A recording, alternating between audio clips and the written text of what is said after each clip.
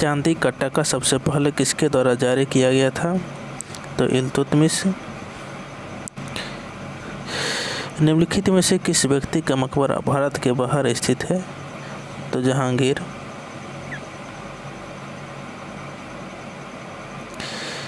रामप्रसाद बिस्मिल निम्न प्रकरणों के लिए अंग्रेजों द्वारा फांसी दिए जाने वाले 3 भारतीय क्रांतिकारी में से एक थे।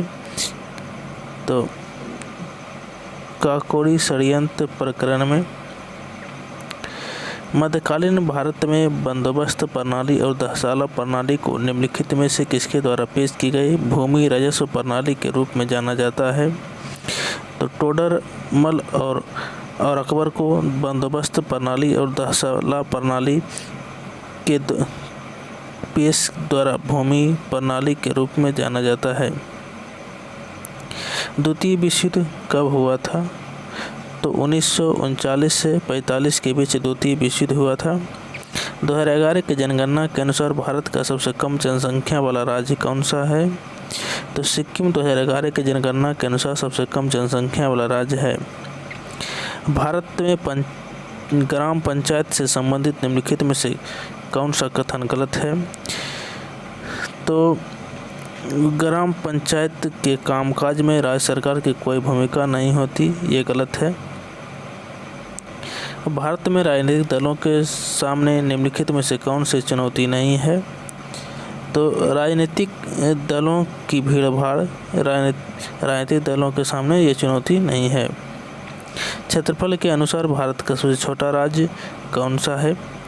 तो क्षेत्रफल के अनुसार भारत का सबसे छोटा राज्य गोवा है। संयुक्त राष्ट्र सुरक्षा परिषद में कितने अस्थायी सदस्य हैं? तो संयुक्त राष्ट्र सुरक्षा परिषद में 10 अस्थायी सदस्य हैं।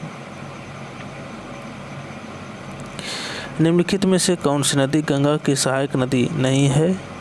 तो तुंगभद्रा गंगा की सहायक नदी नहीं है, यह कृष्णा की सहायक नदी है।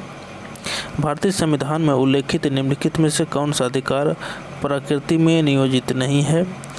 तो समान कार्य के लिए समान वेतन का अधिकार ये संविधान में नियोजित नहीं है।